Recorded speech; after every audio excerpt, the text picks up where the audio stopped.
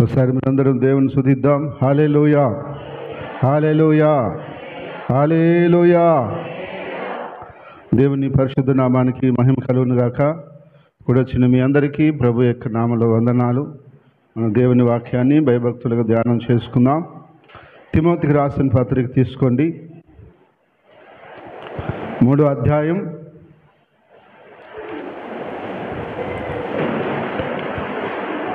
12వ వచనం చదువుకుందాం. 2వ తిమోతి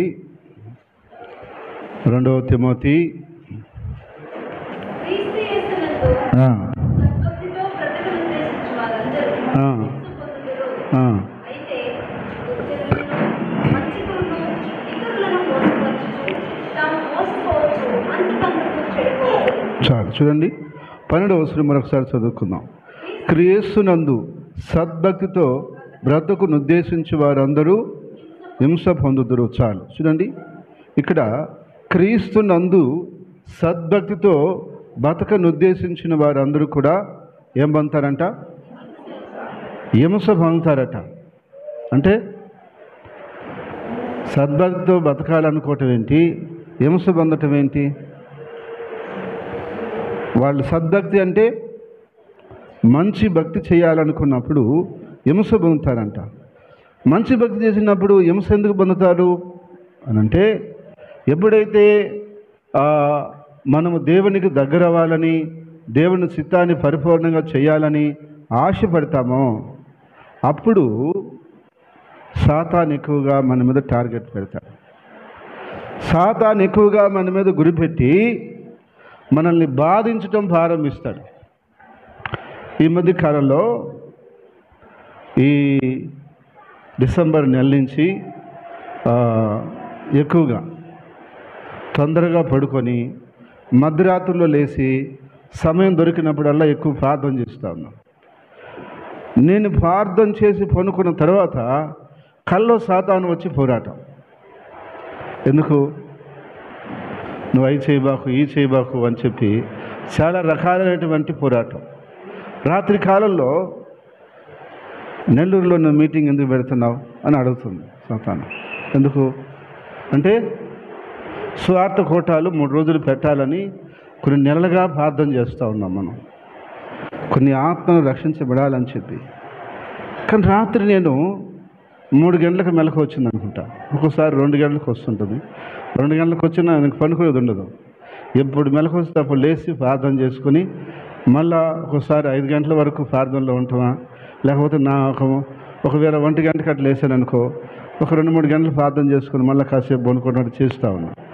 రాత్రి 3 గంటలకు లేచాను, ప్రార్థనలో ఉన్నాను.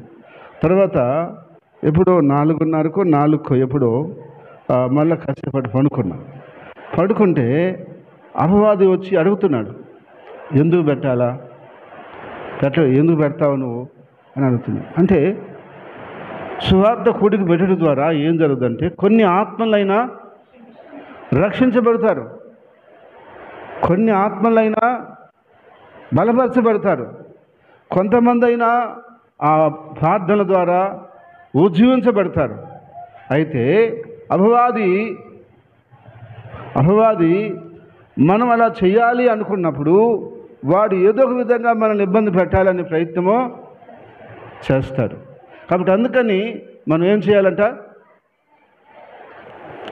వాడు మనల్ని ఇబ్బంది పెట్టే ప్రయత్నం చేసేంత మాత్రం మనం భయపడకూడదు. ఒకసారి ఒక సహోదరి నాకు ఇలా చెప్పింది, నేను ఎప్పుడు ఎక్కువగా ప్రార్థనలో ఉంటాను, అప్పుడు నాకు ఎక్కువ శ్రమల శోధనలు వస్తున్నాయి, బదులు ప్రార్థన మానేస్తున్నాను ఉందంట. ఎప్పుడు నేను ఎక్కువ ప్రార్థనలో ఉంటున్నానో నాకు ఎప్పుడు శ్రమల శోధనలు ఎక్కువ వస్తున్నాయి, అందుకే నేను ప్రార్థన మానేస్తున్నాను అసలు అంటుంది.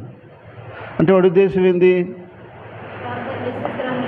శ్రమలు ప్రార్థన చేస్తే వాళ్ళని భయపెడితే ప్రార్థన చేయకుండా మానేస్తారు, ముందున్న గొప్ప కార్యాలు పొందకుండా పోతారు. ఇప్పుడు కొద్దిగా శ్రమ ఉందని ప్రార్థన మానేసామనుకో, రేపు ప్రార్థన ద్వారా వచ్చే గొప్ప కార్యాలని చూడకుండా మనం నష్టపోతాం. అందుకని అపవాది యొక్క ప్రయత్నం ఏమిటయ్యా అంటే, నువ్వు సద్భక్తితో బతకాలనుకుంటే నీ మీద గురిపడతాడు.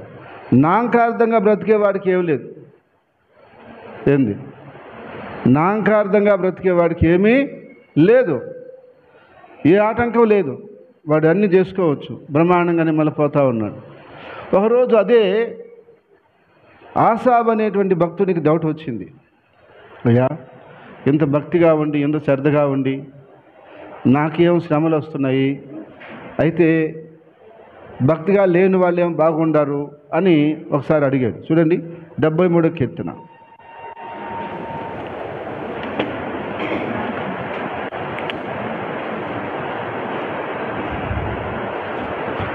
73వ కీర్తన మొదటి నుంచి చదువుతారా?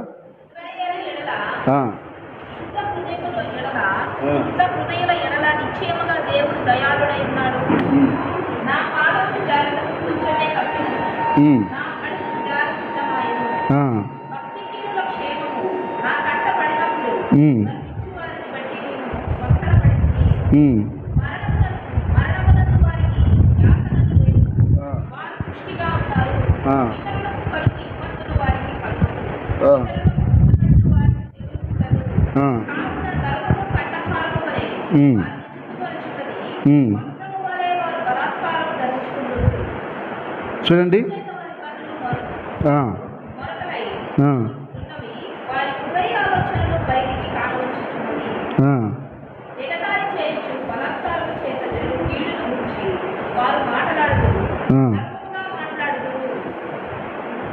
చూడండి ఇక్కడ ఏమంటున్నాడు, ఇంకా చదవండి.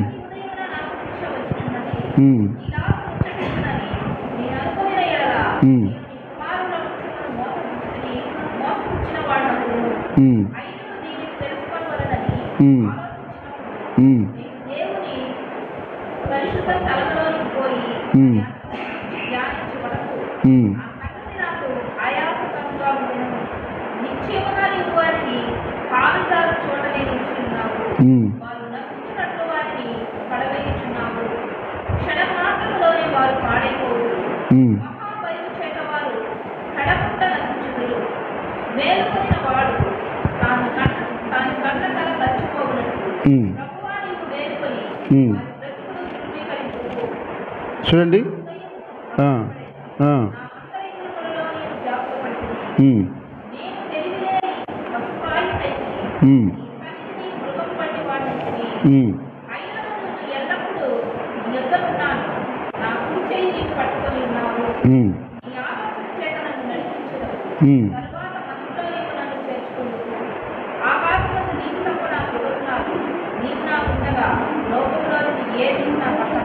చాలు. ఇక్కడ ఆసాబ్ అనేటువంటి భక్తుడు ఇలా అన్నాడట, అయ్యా, ఎందుకు నా హృదయాన్ని నేను శుద్ధి చేసుకుని ఉండాలి, ఎందుకు నేను ఇంత నీతిగా నిజాయితీగా బ్రతకాలి అని చెప్పి ఆ యొక్క భక్తుడు దేవుని దగ్గర మొరపెడుతున్నాడు. భక్తిహీనులు బాగున్నారు కదా, వాళ్ళకేం శ్రమలు లేవు కదా, వాళ్ళకేం ఇబ్బందులు లేవు కదా, అయితే నేను భక్తిగా ఉన్నప్పటికీ ఎలాంటి శ్రమలని ఇలాంటి విషయాలను ఎదుర్కొంటున్నానే అని చెప్పి అలాంటప్పుడు వాళ్ళు బాగుండి నేను ఇలా ఇబ్బందులు పడటం కంటే నేను ఇంత యథార్థంగా, ఇంత పరిశుద్ధంగా, ఇంత నీతిగా జీవించడం వ్యర్థమేనా, దీనికి ఉపయోగం లేదా, ఇది ఇలాగే దీనికి పరిష్కారం ఏంది అని చెప్పి ఆయన దేవుని సన్నిధిలో కూర్చున్నాడంట. హల్లెలూయా. దేవుని సన్నిధిలో కూర్చొని అడుగుతున్నాడు. ఏమడుగుతున్నాడు? నిశ్చయంగా దేవుడు ఏం చేశాడంట? కాలు జారు చోట్ల ఉన్నాడంట. ఎవరైతే నాంకార్థంగా భక్తిహీనంగా ఉన్నారో ఒకసారిగా కాలు జారే చోటు అంటే ఏంది అర్థం?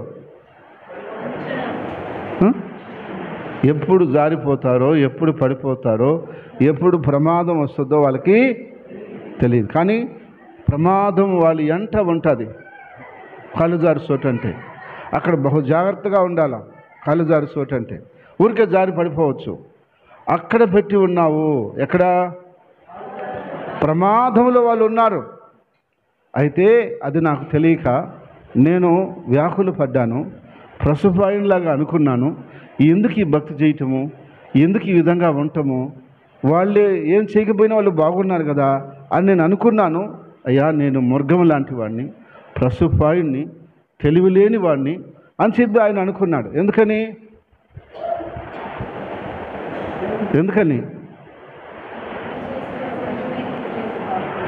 ఇదంతా చేసి వ్యర్థమే కదా, ఎందుకు అన్నాడు. ఇక్కడ నూతన నిబంధనలో కూడా ఏమన్నాడంటే, సద్భక్తితో బ్రతకను ఉద్దేశించిన వాడికి కొంత హింస ఉంటుంది. అయితే హింసలతో పాటు ఆశీర్వాదాలు ఉంటాయన్న విషయం కూడా మనం గుర్తించాలి. హల్లెలూయా, హల్లెలూయా. హింస ఉంటుంది, హింస తర్వాత ఆశీర్వాదం కూడా ఉంటుంది. అయితే ఇక్కడ మనం చూస్తే ఆసాబు ఆ విషయం గుర్తించలేకపోయాడు. నాకు తర్వాత దేవుడు ఆశీర్వాదం ఇస్తాడు అనే విషయమో తెలియలేదు. ఎట్లనగా ఒక దైవభక్తునికి ఒక హింస వచ్చిందంటే దాని తర్వాత ఆశీర్వాదం కూడా ఉంటుంది. హల్లెలూయా. ఏముంటుంది చూడండి, దానియేలు గ్రంథము 6వ అధ్యాయం 23వ వచనం.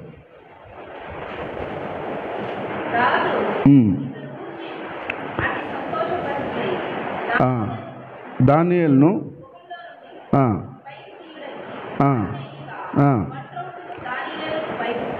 బంట్రోతులు దానియేలును బయటకు తీసిరి. అతడు తన దేవుని యందు భక్తి గలవాడైనందున అతనికి ఏ హాని కలగలేదు. ఎందుకు కలగలేదు? అతనికి ఏ హాని ఎందుకు కలగలేదు? అతను నిజమైన భక్తి చేస్తున్నాడు. నెల రోజుల వరకు రాజుకు మాత్రమే మనం చేసుకోవాలి, ఇంకా ఏ దేవునికి ప్రార్థన చేయకూడదంటే ఆయన ఏం చేశాడు? నేను నా దేవునికి ప్రార్థన చేయాల్సిందే, తప్పకుండా చేస్తాను, ఏమైనా జరగని, ఎవరేమైనా అనుకొని, ఏదైనా కానీ అని చెప్పి ఏం చేశాడు? ప్రార్థన చేశాడు. ఏం చేశాడు? ప్రార్థన చేశాడు. ప్రార్థన చేసిన తర్వాత జరిగిన విషయం ఏంటంటే, సింహాల గుహలో నుంచి దేవుడు క్షేమంగా తీసుకొచ్చాడు. హల్లెలూయా. ముందు హింస వచ్చింది. ఏమొచ్చింది? ఇప్పుడు ఆ భక్తి వద్దనేసుకుంటే ఆయన సింహాల గుహలో వేసుండ్రు. అయ్యా, నేను ప్రార్థన చేయనయ్యా, నెల రోజులు మీలాగే ఉంటానయ్యా అని ఉంటే ఆయన వేస్తారా? ఆయన వేసుండ్రు. కానీ అందరూ ఆగిపోయారు. కానీ ఈయనొక్కడే ఏం చేస్తున్నాడు? నెల రోజులు ప్రార్థన చేస్తూ వస్తున్నాడు. అయితే అందుకే సింహాల గుహలో వేశాడు. ఈరోజు నిజమైన భక్తి చేయాలి అనుకున్నప్పుడు కొంత హింస మనకు వస్తుంది, కొన్ని ఇబ్బందులు మనం ఎదుర్కొంటాం, కొన్ని మనం భరించవలసి ఉంటుంది. అయితే ఆ తర్వాత దేవుడు మనకు ఆశీర్వాదం కూడా ఇస్తాడు. ఇక్కడ మనం చూస్తే దానియేలు సింహాల గుహలో వేశారు. దానియేలుకి హాని కలగలేదు. ఎందుకంటే దేవుని యందు భక్తి గలవాడు కాబట్టి. మన భక్తి మనల్ని కాపాడుతుందా? బైబిల్లో ఒక మాట ఉంది చూడండి, ఏబు గ్రంథంలో ఒక మాట ఉంది. ఏబు గ్రంథం తీసుకోండి.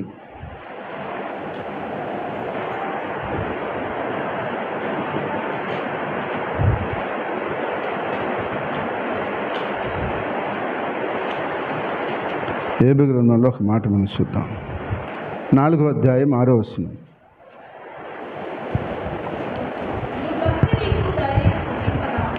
నీ భక్తి నీకు ధైర్యం పుట్టింపదా?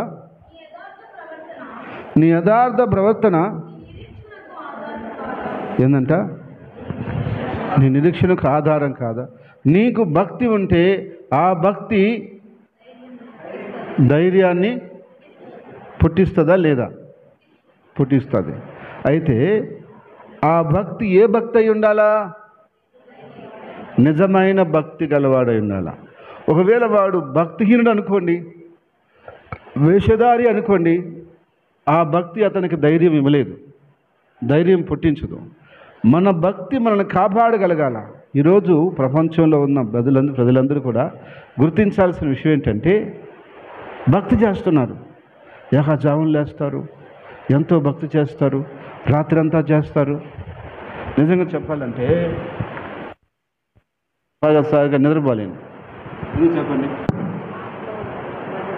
4 గంటల దాకా మైండ్ పెడతారు, పాటలు పాడుతూ ఉంటారు. ఇది భక్తి. ఏంటది? భక్తితోనే. వాళ్ళేమో కావాలని చేసింది కాదు, భక్తితో చేస్తున్నారు వాళ్ళు. ఇది లేకుంటే ఎంతసేపు పడాలంటే సామాన్య విషయమా? మనం 2 గంటలకు కూర్చుంటేనే అమ్మ నాయనా అని చేసి వెళ్తున్నాం.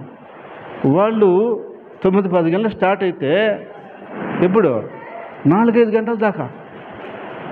నేను అనుకున్నా, వీళ్ళు ఇంత కష్టపడి భక్తి చేస్తున్నారే, పరలోకానికి పాలేరే, ఆ భక్తి యేసయ్య కోసం చేస్తే ఎంత బాగున్నబ్బా అనుకున్నా. ఎందుకని? వాళ్ళు భక్తి చేసేది ఇంకొక చెడు ఉద్దేశం కాదు, మంచి ఉద్దేశంతోనే చేస్తున్నారు. ఏమని? దైవ ఆరాధనలో ఉండాలా, దైవ ఆలాపనలో ఉండాలా అని భక్తి చేస్తున్నారు వాళ్ళు. కానీ ఆ భక్తి వాళ్ళని రక్షిస్తుందా?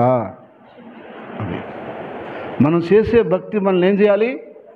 రక్షించాలి, కాపాడాలి, ధైర్యం ఇవ్వాలి, మనల్ని ఆశీర్వదించాలి.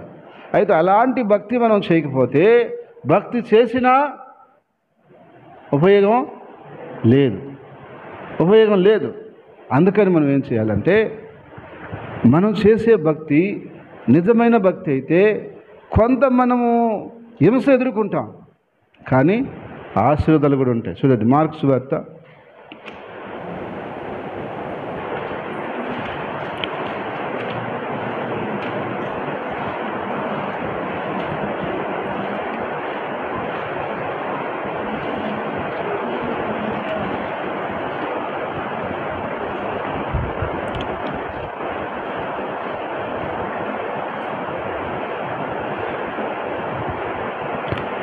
10:30-28.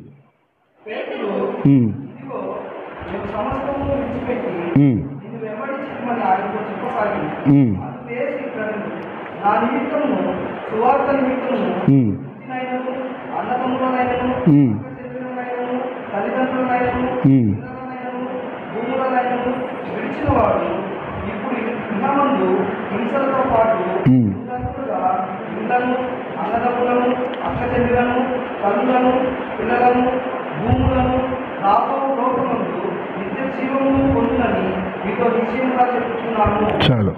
ఇక్కడ పేతురు అడిగాడు, ఏమని? మేము అన్నీ ఇడిచిపెట్టి నిన్ను వెంబడించి నీతో భక్తి చేస్తున్నాము, మా పరిస్థితి ఏంది అని అడిగాడు. అప్పుడు ఏం చెప్పాడు? మీరు నా నిమిత్తము ఇంటినైనను, అన్నదమ్ములైనను, అక్కజనులైనను, తల్లిదండ్రులైనను, పిల్లలనైనా, భూములైన విడిచిపెట్టిన ప్రతివాడు ఇప్పుడు ఇహమందు ముందేముంది, తర్వాత ఏముంది? నూరంతల ఆశీర్వాదం ఉంది. హింస వచ్చినప్పటికీ తర్వాత ఏమొస్తుంది? ఆశీర్వాదం కూడా వస్తుంది.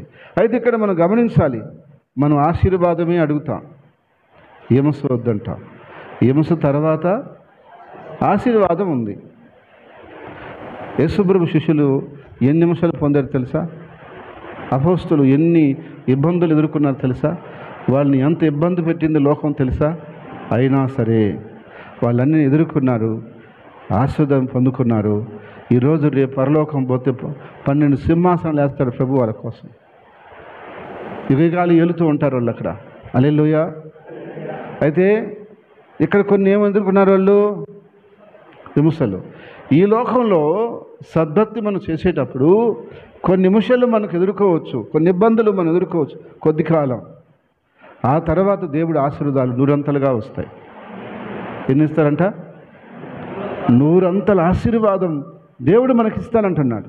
అందుకని హింస వచ్చిందంటే భయపడిబాకండి, ప్రార్థన మానేయబాకండి, దేవుని సన్నిధి ఆగబాకండి. అప్పుడు ఇంకా ఎక్కువగా చేయాలి.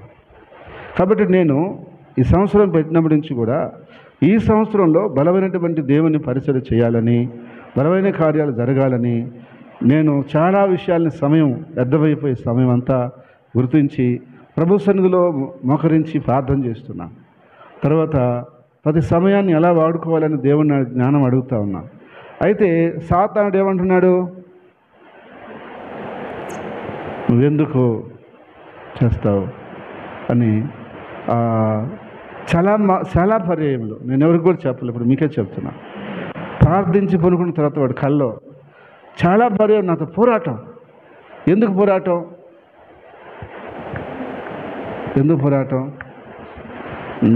నువ్వు అంత ఎక్కువగా చేయాల్సిన అవసరం ఏందయ్యా? చేయబాకు. నువ్వు మామూలుగా చెయ్యి, మామూలుగా భక్తి చేయి, మామూలుగా ప్రార్థన చేయి, ఎక్కువ చేయబాకు అని వాడి ఉద్దేశం. ఏమి నీకు చేస్తేనంటే నువ్వు చేస్తే నాకు ఇబ్బంది కదా. ఎవరికి ఇబ్బంది? వాడి రాజ్యము కూలిపోతుంది, యేసయ్య రాజ్యము స్థాపించబడుతుంది. అందుకని వాడి భయం. అయితే వాడు భయపెడితే భయపడేవాడిని కాదు నేను. నా యేసు ప్రభు ఉన్నంత వరకు నేను ఆయన కొరకు ఎంతవరకు నిలబడాలనేది నా ధైర్యం. అయితే వాడు ఏమంటున్నాడంటే, నువ్వు భక్తి చేస్తావా కానీ నేను ఇబ్బంది చేస్తానంటాడు. వాడు ఎంత ఇబ్బంది చేసినా దేవుడు మన సహాయమో చేస్తాడు, మనకు మరొక రూపంలో సహాయం అందిస్తాడు. అయితే మనం గుర్తించాల్సిన విషయం ఏంటంటే, మనం భక్తి చేస్తున్న భక్తి మనల్ని రక్షిస్తుందా, కాపాడుతుందా, నిజమైన భక్తి చేస్తున్నామా, డూప్లికేట్గా చేస్తున్నామా, అది గుర్తించాలి మనం. ఏంది? చాలామంది నామకార్థంగా ఏదో డూప్లికేట్గా చేస్తూ ఉంటారు, వస్తా పోతారు, ఏందో ముక్కలా నడుచుకుంటారు. ఆ భక్తి వాళ్ళని కాపాడలేదు, ఆ భక్తి వాళ్ళని రక్షించలేదు, ఆ భక్తి వారికి సహాయం చేయలేదు. కానీ ఏం చేస్తుంది? నిశ్చయంగా సహాయమో చేస్తుంది. కాబట్టి అందుకని మనం ఏం చేయాలి అంటే, దేవుని యొక్క వాక్యం చెప్తా ఉంది, మనము భక్తి విషయంలో సాధకం చేసుకోవాలంట. చూడండి, తిమోతి రాసిన పత్రికలోకి రండి.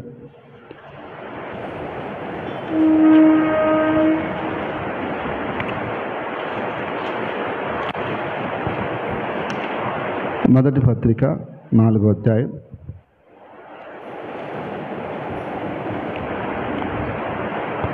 7వ వచనం. అపవిత్రమైన ముసలమ ముసట్లను విసర్జించి దైవభక్తి విషయంలో నీకు నీవే సాధకము చేసుకును. శరీర సంబంధమైన సాధకము కొంచెం మట్టుకే ప్రయోజనమవును కానీ దైవభక్తి ఇప్పుడు జీవం విషయంలోను రాబో జీవం విషయంలోను వాగ్దానంతో కూడినదైనందున అది అన్ని విషయాలలో అది ప్రయోజనకరమగును. చూడండి, ఇక్కడ దేవుని వాక్యంలో మనం చూస్తే అపవిత్రమైన ముసలమ ముసట్లను ఎందుకు విసర్జించాలా? మన టైం అక్కడే వ్యర్థమైపోతుంది. అంటే దీని అర్థం ఏంటంటే, ఇంకొంచెం దీన్ని వివరంగా చెప్తా. మన సమయాన్ని వ్యర్థపరిచేటువంటి ఏదైతే కార్యక్రమాలు ఉన్నాయో అవన్నీ విసర్జించాలి. సీరియల్ చూస్తాడు ఒక మనిషి, అది ఏమన్నా మనకు ఉపయోగమా? ఒక పాస్టర్ గారిని ఒక యోనస్తుడు అడిగాడంట, సినిమా చూడొద్దని బైబిల్లో ఎక్కడ రాసిందో చూపి అని. ఏమడిగాడంట? సరే ఇప్పుడు నీ బాధ ఎందుకు అన్నాడంట. సినిమా చూస్తాను, సరే చూడరా అన్నాడంట. కానీ ఒకటి ఆలోచించరా, అది నీ సమయాన్ని అంతా వ్యర్థం చేస్తుంది. నీ జీవితానికి కానీ లేకుంటే నీకు భవిష్యత్తుకి కానీ నీకేదైనా మేలు చేసేది ఉందా? దాంట్లో నీ సమయం వ్యర్థం చేయటం తప్ప, నిన్ను ఇంకా చెడు ఆలోచనలోకి తీసుకోపోవడం తప్ప. ఒక వ్యక్తి సినిమా చూసి బయటకు వచ్చిన తర్వాత అతనికి వచ్చే ఆలోచన ఎలా ఉంటాయి? ఎలా ఉంటాయి? చెడు ఆలోచనలు వస్తాయా? పవిత్రమైన ఆలోచనలు వస్తాయా? రావు, చెడు ఆలోచనలే వస్తాయి. అయితే అలాంటివన్నీ మనల్ని సమయాన్ని వ్యర్థపరిచాయి. అలాంటి వాటిని గురించి ప్రభు అన్నాడు, అల్లరితో కూడిన ఆటపాటలన్నీ మీరు మానివేయండి అన్నాడు. అయితే అపవిత్రమైన ముసలిమ ముచ్చట్లు కూడా కొంతమందికి మాట్లాడటం ఎత్తుకున్నారనుకో, ఇంకా లేనిపోని ఎత్తుకొని మాట్లాడుతూనే ఉంటారు. ఈ మధ్య ఒకసారి రీఛార్జ్ చేస్తే ఇంకా మళ్ళీ నెలంతా మాట్లాడుకోవచ్చు. కొంతమంది ఫోన్ ఎన్నిసార్లు చేసినా బిజీ ఉంటుంది. అసలు అంతసేపు ఫోన్లో ఏం మాట్లాడతారు? అన్ని మాటలు ఏముంటాయి? ఏదో ఈ ముచ్చట్లు, ముసలమ్మ ముచ్చట్లు. ఫోన్ ఎంత తక్కువ మాడితే అంత ఆరోగ్యం. లేకపోతే రాబోయే రోజుల్లో చెవులు బాగా దెబ్బతినేస్తాయి, మైండ్ ఆ రేడియేషన్ దెబ్బతింటుంది. అంతసేపు అవసరమా అంటే, పని ఉంటే, ఏదైనా సబ్జెక్ట్ ఉంటే, ఏదైనా కార్యం ఉంటే మాట్లాడడం తప్పులేదు. కానీ వ్యర్థంగా మనం ఫోన్ కూడా మాట్లాడకూడదు. మాట్లాడాలా గంట, డబ్బులు వేస్ట్ అయిపోతాం అనుకోకూడదు మనం. ఎందుకని? మనం వేస్ట్ అయిపోతాం, డబ్బుల గురించి కాదు, మనం వేస్ట్ అయిపోతాం అంట చేస్తే. అయితే ఈరోజు అలాంటి వ్యర్థమైన వాటిని ఏం చేయాలి? విసర్జించేయాలి. ప్రభువు నాకు అదే చెప్పాడు. వ్యర్థమైన ప్రతి సమయాన్ని నీకు ఇబ్బంది పెట్టేది అంతా విసర్జించాలి. కాబట్టి నేను చెప్తున్నా ఈరోజు మీ అందరికీ కూడా, అలాంటి ఏదైనా ఉన్నా మాట్లాడొద్దని నేను అంటల్లా, మాట్లాడాలా. 1-2 నిమిషాలు మాట్లాడాలా. మాట్లాడుకోకుండా బిగించుకున్నానండి అంటలా నేను. మాట్లాడుకోవాలా. కానీ ఎంతసేపు? ఏమో నీ బాగోగులు తెలుసుకొని, ఇదిగో నీకు ఎలా ఉంది ఏంటి, ప్రార్థన చేస్తాను, ఇదిగో ప్రార్థన చేసుకో, 2 మాటలు అయిపోయింది. ఎంతసేపు చెప్పిన అదే కదా. కొందరు తిప్పించి మళ్ళీ చెప్పింది చెప్తుంటారు. వాళ్ళు విడిచిపెట్టరు. పొద్దున్న ఒక ఆమె ఫోన్ చేస్తే ఆమెకు చెప్పిన విషయం చెప్పేసా 2 మాటల్లో. సరే, ఫస్ట్ టైం బాగుందా, పిల్లలు బాగున్నారా, అన్నీ అడిగింది. సరే మంచిదే, అడగటం తప్పలేదు. మళ్ళీ మొదటికి వచ్చింది. మళ్ళీ స్టోరీ రిపీట్గా జరుగుతూ ఉంది. అప్పుడు నేను కట్ చేసిన. అబ్బా, అయ్యగారు వస్తే మాట్లాడమను, నేను ఫోన్ చేశానని చెప్పు అని చెప్పి కట్ చేసిన. ఇంకా అదే చెప్తున్నది. నేను ఎప్పుడు ఆమెకు ఫోన్ చేసినా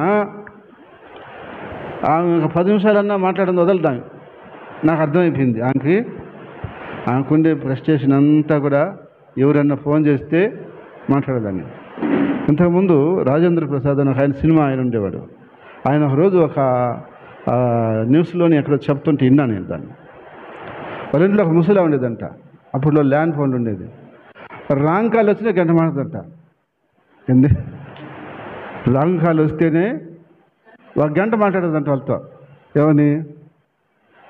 అమ్మ పొరపాటు చేసాను, పొరపాటు చేస్తే మంచిది మాట్లాడు, 1 గంట మాట్లాడంట వాళ్ళతో కూడా. అంటే వాళ్ళకి ఏం పరిచయం లేదు, ఏం లేదు అని.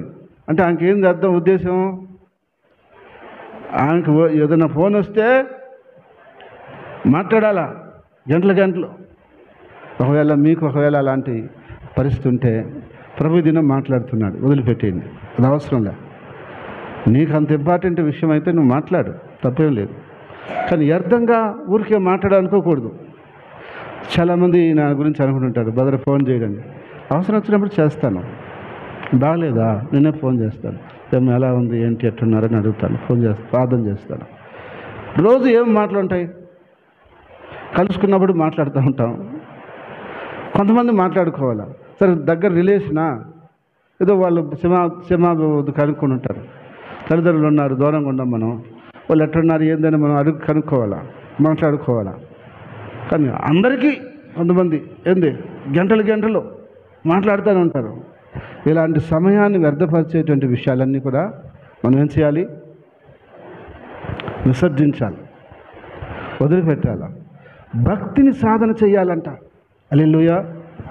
కాసేపు ప్రార్థన చేసుకుందాం, కాసేపు బైబిల్ చదువుకుందాం, కాసేపు స్తోత్రాలు చెప్పుకుందాం, కాసేపు విజ్ఞాపన ప్రార్థన చేద్దాం, ఇంకెవరికైనా ఫోన్ చేసి కొంచెంసేపు కలిసి ప్రార్థన చేద్దాం అని భక్తిని ఏం చేయాలి? సాధన చేసుకోవాలా. వ్యర్థమైన కార్యక్రమాలు చెప్పుకోవడానికి కాదు. ఆ అమ్మ వెళ్ళిపోయిందంటనే, ఏమైనా తెస్తావా? ఆ స్టోరీలు కావాలి కొంతమందికి. ఆ అమ్మ వెళ్ళిపోయిందంటనే, ఆమెను మొగుడు కొట్టాడంటనే, ఇప్పుడు నిన్ను కూడా కొట్టాలేంది. ఇవన్నీ మనకు అవసరమా? అంటే వ్యర్థమైన మాటలు, అంటే ఉపయోగం లేని మాటలన్నీ మాట్లాడుకునే దానికి అది ఆసక్తి ఎక్కువ చూపిస్తారు. ఏంది అలాంటి వార్త వచ్చిందనుకో, అది ఎంతమంది చెవు కొరికిందా కుదురుకోదు. ఏంది చెడు వార్త వెళ్ళినట్టుగా మంచి వార్త వెళ్తుందా? చెప్పండి. మన సంఘంలో ఒక అబ్బాయికి మంచి ఉద్యోగం వచ్చిందనుకో, చెప్పుకుంటారా? చెప్పుకోరు. అది వాడు ఏదైనా ఇబ్బంది చేసేసాడు అనుకో, పలానా అబ్బాయి అంటున్నా, అట్ట అంటున్నా, ఇట్ట అంటున్నా, ఓ అమ్మ తెల్లారి తల్లికి మొత్తం వెళ్ళిపోయింటుంది. అది ఇది ఆ వార్త ఎంతమంది ఉన్నారో అంతమందికి ఆ స్టోరీ వెళ్ళిపోయింటుంది అనమాట. అంటే చెడు విషయాలు చెప్పటానికి మనిషికి ఉన్నంత ఆసక్తి మంచి విషయాలు చెప్పటానికి లేదు. కాబట్టి అలాంటి వ్యర్థం అంట, నేను అలాంటి వ్యర్థం అంట. అలాంటి వార్తలు చూడటం కూడా వేస్ట్. ఎందుకంటే ఏమొస్తుంది వాటి వల్ల? ఏం ప్రయోజనం? అలాంటి వార్తలు వినటం కూడా దండగా, ఏం ఉపయోగం లేదు. చెవికి మంచి విషయాన్ని వినిపిస్తే సంతోషంగా ఉంటుంది. హల్లెలూయా. ఏదైనా మంచి విషయం ఒక వార్త వింటే మన చెవు కానీ మన లోపల చాలా సంతోషంగా ఉంటుంది. బ్యాడ్ న్యూస్ విన్నామనుకోండి, లోపల విచారం వచ్చేస్తుంది. ఏమని ఇప్పుడు ఉదాహరణ చెప్తానండి. ఒక ఆయన చచ్చిపోయాడు అని చెప్పారు అనుకో, ఆ వార్త సంతోషం ఉంటుందా? ఆడఫలాన ఇంతమంది చచ్చిపోయారు అని చెప్తే అది ఉండదు. అలాంటి వార్తలు వినటానికి మనం ఎక్కువ ఆసక్తి చూపించాల్సిన అవసరం లేదు. మంచి వార్త ఏదైనా మన చెవికి వింటే మనకి ఏమొస్తుంది? సంతోషం వస్తుంది, ఆనందం వస్తుంది. అందుకని దైవభక్తి విషయంలో సాధన చేయండి. వ్యర్థంగా కాలయాపన చేయొద్దు. వేస్ట్గా మీరు సమయాన్ని చేయొద్దు. పనులు అయిపోయినాయా? ఏం చేయాలి? విశ్వాసం దైవభక్తిలో సాధన చేసుకుంటుండాలి. ప్రార్థన చేసుకోవటమో, బైబిల్ ధ్యానం చేసుకోవటమో, ఒక పాట నేర్చుకోవటమో, ఇది ఉండాలి. ఇది ఉంటే మంచిది. లేదా నలుగురికి వెళ్ళి సువార్త చెప్పటము, ఇది చెయ్యాలి. ఇది సాధన చేసుకోవటం. ఇలా నువ్వు సాధన చేసుకుంటే మంచిది. మంచిది? మనకు మంచిది, గొప్ప లాభము. చూడండి, ఇంకొక మాట చూద్దాం.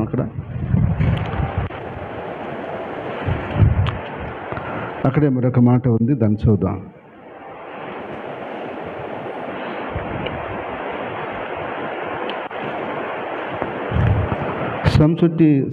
సంసృష్టి సహితమైనటువంటి 6:6 చూడండి ఒకసారి.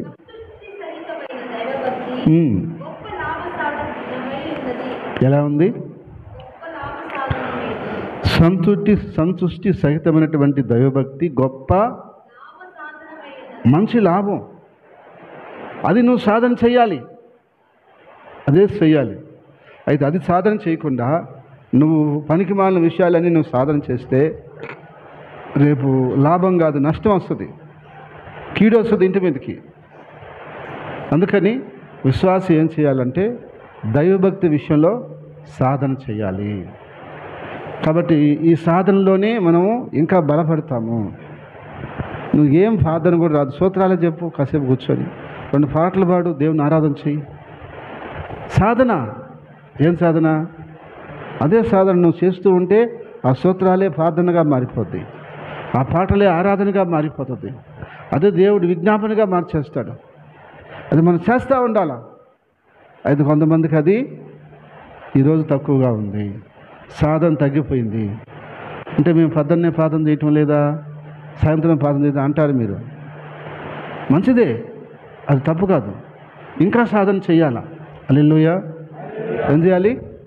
ఇంకా ఎక్కువ సాధన చేయాలి. భక్తి విషయంలో మనం ఎంత సాధన చేసుకుంటామో అంత లాభము పొందుతాం. హల్లెలూయా. హల్లెలూయా. లాభం పొందాలా వద్దా? ఎంతమంది పొందుతారు? లాభం ఎంతమంది పొందుతారు? అయితే లాభం పొందాలంటే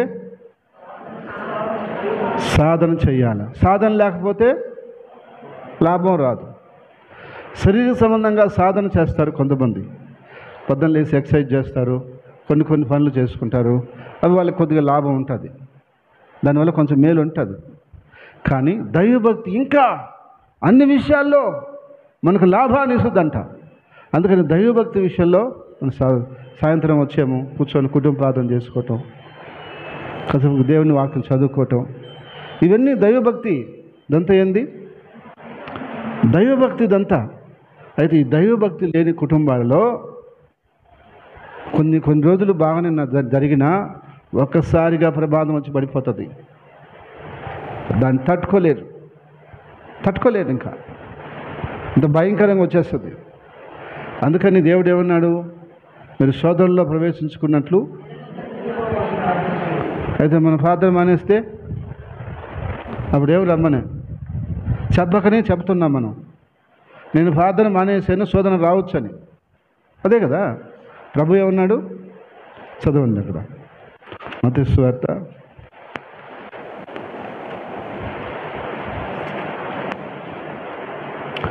26వ అధ్యాయం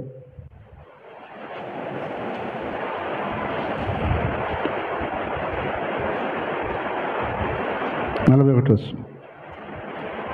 మీరు శోధనలో ప్రవేశించుకున్నట్లు ప్రార్థన చేయండి. ఆత్మ సిద్ధమే కానీ శరీరం బలహీనమని పేతురుతో చెప్పి. చూడండి ఏం చెప్తున్నాడు? మీరు శోధనలో ప్రవేశించకుండా ఉండాలంటే ప్రార్థన చేసుకుంటే ప్రవేశించరు. ఏంది?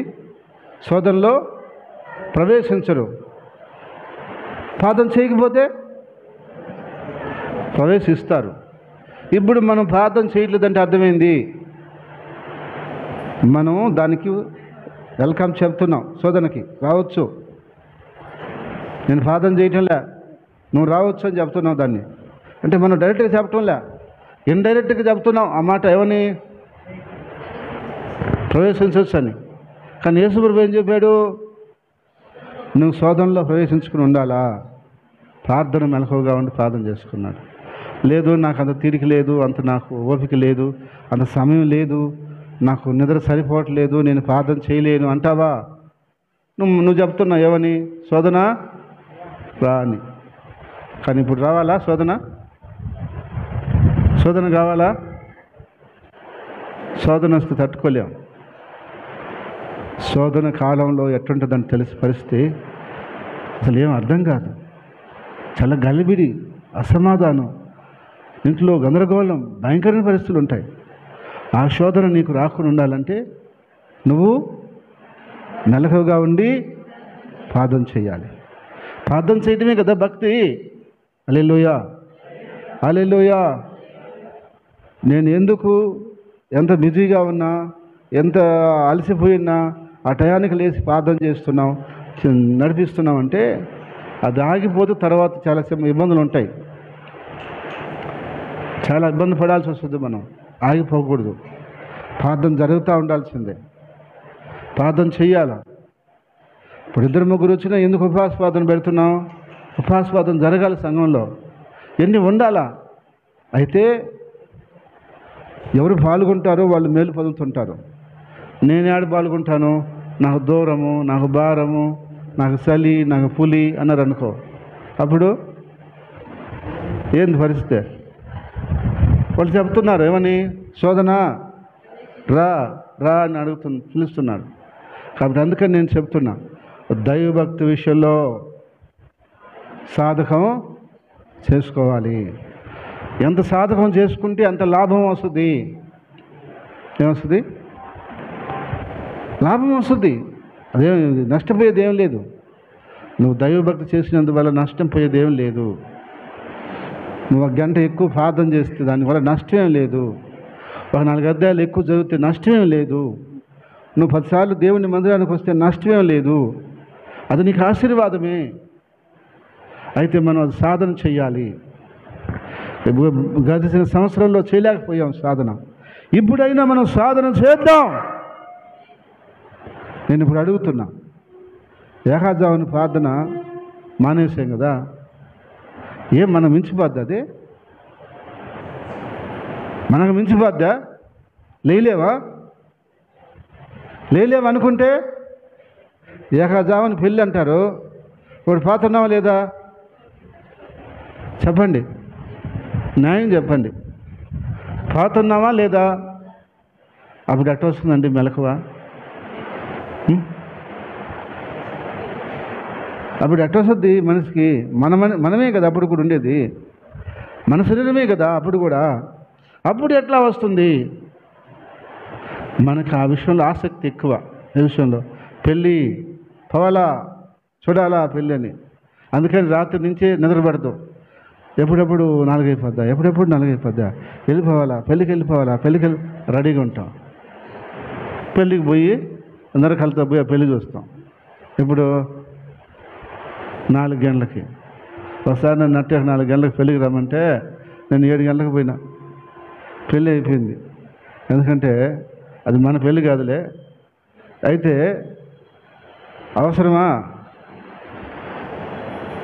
ప్రార్థనలన్నీ మానేసుకొని పోయి ఆడ కూర్చొని నిద్రకలతో బదలపడాల్సిన అవసరమా? నేను అన్నీ చేసుకొని పూరికట్టు కనపడి వచ్చిన. ఎందుకంటే సరే మనం హిందువులు చేసుకున్న ధైర్య విషయం, కానీ వాళ్ళు పిలుస్తారు మనల్ని, అప్పుడు వెళ్తాం మనం. ఎక్కడికి? 4 గంటలకి. ఎప్పుడు పోయేది కూడా మనమే. కాబట్టి నేను అడుగుతున్నా, ఈ సంవత్సరంలో ప్రార్థనలు కలుసుకోండి, అందరూ కలుసుకోండి, మీకు మేలు. నేను ఒక ఇంటికి పోతా, ఆ సహోదరు చెప్పింది, అన్న నేను కూడా కలుసుకోవాలనుకుంటున్నాను అని చెప్పింది. మంచిదమ్మా, కలుసుకో, మంచిది, అది మీకు మేలు కలుగజేస్తుంది. ప్రార్థన చేసుకోమ్మా. నువ్వు ఇంతకుముందు ఒకవేళ ఏదో ఇబ్బందులు ఉండొచ్చు, మనం చేస్తున్న కొన్ని రోజులకి అన్నీ బాగా అయిపోతాయి అని చెప్పిన. కాబట్టి ఏకాజామున ప్రార్థనలో కలవని వాళ్ళని, సాయంత్రం ప్రార్థన కలవని అందరినీ నేను ప్రేమతో చెప్తున్నా, మీరు ఆలోచన చేయండి. ప్రార్థనలో కలుసుకోవటం న్యాయమా, న్యాయం కాదా? న్యాయం అన్న వాళ్ళు చేయొద్దండి. న్యాయం అన్నవాళ్ళు అంటే ఎతలేదంటే మీరు న్యాయం కదని ఒప్పుకుంటారా? న్యాయమే కదా, ఏమన్నా న్యాయమే కదా. న్యాయమైనప్పుడు ఏం చేయాలా? కలవాలి. ఏమన్నాకు న్యాయమా కదా? కాబట్టి ఇప్పుడు ఏం చేయాలి? మనం కలవాలా. 1 గంట దేవుడి సన్నిధిలో మనం కలుసుకుని తప్పే ఉంది. ఏం కిరణ్ బ్రదర్, న్యాయమా కాదా? అయితే ఏం చేయాలా? కలవాలా. కలిస్తే మంచిది. అంటే కొంతమంది కలవాలని ఉన్నా కలిపే వాళ్ళు లేకుండా పోయారు. ఇప్పుడు ఆర్మీన్ పాడి నుంచి ఒక 3 కలుస్తారన్నారు. ఇప్పుడు అందరూ నాతో కలిస్తే నేను ఎంతమంది కలుపుకుంటాను? ఇప్పుడు యవనస్తులు మీలాంటి వాళ్ళు ఏదైనా ఉన్నారనుకో, వాళ్ళకి 5 మందిని కలుపుకోవచ్చు, ప్రార్థన చేయొచ్చు ఒక టీమ్గా. అందరూ ఒకరితో కలవాలంటే అది లాస్ట్లో కలవచ్చు. మీలాంటి వాళ్ళు ఉండాలా. ఇప్పుడు అబ్రహాం కలుస్తారన్నాడు, ఇజ్రాయెల్ని కలపమన్నా ఇజ్రాయెల్కి రాదు, అది కలపటం. ఇప్పుడు వాళ్ళిద్దరు గమ్మైపోయినారు. అదే కలిపేవాడు అనుకో ఇజ్రాయెల్ అన్న, అప్పుడు ఏం చేయొచ్చు? ఆయన కూడా కలిసి ఉన్నాడు. ఎప్పటి నుంచి అడుగుతున్నాడు ఆయన. కానీ కొంతమందికి ఉంది, కానీ వాళ్ళు కలిసేది తెలియదు. వాళ్ళకి ఎవరన్నా కలిపితేనే కలుసుకోవాలి పాపం. కానీ మీకు అన్ని తెలివితేటలు ఉన్నాయి, కానీ కలిసేది మాత్రం ఇంట్రెస్ట్ లేదు. కాబట్టి అందుకని నేను మీకు ఏం చెప్తున్నానంటే, ఇక నుంచైనా సాధన చేయండి. ఏం చేయాలా? ఇక నుంచైనా సాధన చేయండి. తప్పేం లేదు. దైవభక్తి మనం సాధన చేస్తే తప్పేం లేదు. అది మనకు ఆశీర్వాదము, మనకు మేలు కలుగుతుంది, మనకు దీవెన కలుగుతుంది, గొప్ప లాభము కలుగుతుంది. ఆమేన్. చేద్దామా? ఏం చేద్దాం? ప్రార్థన చేయటం మానేద్దామా? ఏం చేద్దాం? లేచి ప్రార్థన చేయాలా? ఉపవాస ప్రార్థనలకు రావాలా? సువార్త కొడుకులకు రావాలా? సువార్తలకు వెళ్ళాలా? ఎంత భక్తి! ఈ సంవత్సరం ఎన్ని చేద్దాం. మనం చేస్తే మన శరీరం కొంచెం అలసట పడవచ్చు, ఏం కాదు. తర్వాత మళ్ళీ దేవుడు శక్తిని ఇస్తాడు. మొన్న పాస్టర్ని కలిసాను నేను, నాకు ఆశ్చర్యం అనిపించింది. నేను వరుసగా 12 గంటలు నిలబడి వాక్యం చెప్తానన్నాడు ఆయన. నిజమా అనిపించింది కాసేపు. నేను సార్ అబద్ధం అనుకుంటారేమో, గంటకి నాలో శరీరంలో శక్తి ఇంకా ఎక్కువ వద్దన్నాడు. దేవుని ఆత్మశక్తి నాకు ఇంకా ఇంకా ఎక్కువ నిరసన అనిపించదు. ఒక 3-4 గంటలు అయిన తర్వాత అనిపించాలా? నాకు అట్లా అనిపించదు. అప్పుడు మళ్ళా కొత్తగా ఉన్నట్టు ఉంటుంది నా బాడీలో. నాకు అలా అనిపించదు. అంటే ఆయనకున్న ఆసక్తిని చూసి నేనే సిగ్గుపడాల్సి వచ్చింది. మనం చెప్పలేకపోయే 12 గంటలు ఎప్పుడు అని చెప్పి. అంటే ఇప్పుడు ఆయనకు ఉంటుంది 58 సంవత్సరాల దాకా ఉన్నాయి. అంటే ఆయన చూడండి అటు చెప్తున్నాడు. నాకు అలా భక్తిలో చెప్పడంలో నాకు అలుపు లేదు అంటున్నాడు. కానీ మనం ఏం చేస్తున్నాం? ఆలసిపోతున్నాం. ఏం చేస్తున్నాం? ఆలసిపోయి ప్రార్థన, మన సాయంత్రము ప్రార్థన, 2 పూటలు పెట్టాడా? అమ్మ ఆడిపోతావు నాయనా, యాడికి? ఏమ్మా ఏమంత బాధ? 2 పూటలు అయితే 3 పూటలు కూడా పెడతాం. ఏమే అవసరం వచ్చినప్పుడు ఏమే నష్టం? దానివల్ల నష్టమైంది. దైవభక్తి వల్ల నష్టమైంది. ప్రార్థన వల్ల నష్టమైంది. మేలే కదా, మేలా కాదా? అయితే మనం అలసిపోకూడదు. దేవుని శక్తిని అడగాల. దేవుడు మనకేం చేస్తాడు? శక్తిని ఇస్తాడు, ఆశీర్వాదం ఇస్తాడు, బలాన్ని ఇస్తాడు. కాబట్టి అందుకని దైవభక్తి విషయంలో మనం ఏం చేయాలి? సాధకం చేస్తే దేవుడు మనకు శక్తిని ఇస్తాడు, ఆశీర్వాదం ఇస్తాడు, మేలు ఇస్తాడు. అట్టి కృపతో దేవుడు మనం నింపి ఆశీర్వదించునుగాక. ఆమేన్. హల్లెలూయా, హల్లెలూయా. ఇది మొదలుకొని సాధన చేయుటకు దేవుడు మనం సహాయం చేయనుగాక. ఆమేన్. ప్రార్థన చేసుకున్నాం. ప్రియగల తండ్రి, పరిశుద్ధమైన దేవా, నీ స్తుతులు స్తోత్రాలు చెల్లిస్తున్నాం నాయన. యేసు ప్రభువా, నీ స్తుతులు స్తోత్రాలు నాయన. ఇంతవరకు నాయన మేము దైవభక్తి చేస్తున్నాం, కానీ ఇంకా మేము సాధన చేయాలి. ఈ సంవత్సరం సాధన చేయాలి. నీ అభిషేకంతో ప్రతి బిడ్డను నింపు నాయన. దైవభక్తి విషయాలు వెనకబడిపోకుండా, బలహీనమైపోకుండా, దిగజారిపోకుండా, శోధనలో పడకుండా సాధన చేసి మేలు పొందటానికి, జయం పొందటానికి, ఆశీర్వాదం కలుగజేసి దీవించమని యేసు నామమున ప్రార్థిస్తున్నాము తండ్రి. ఆమేన్.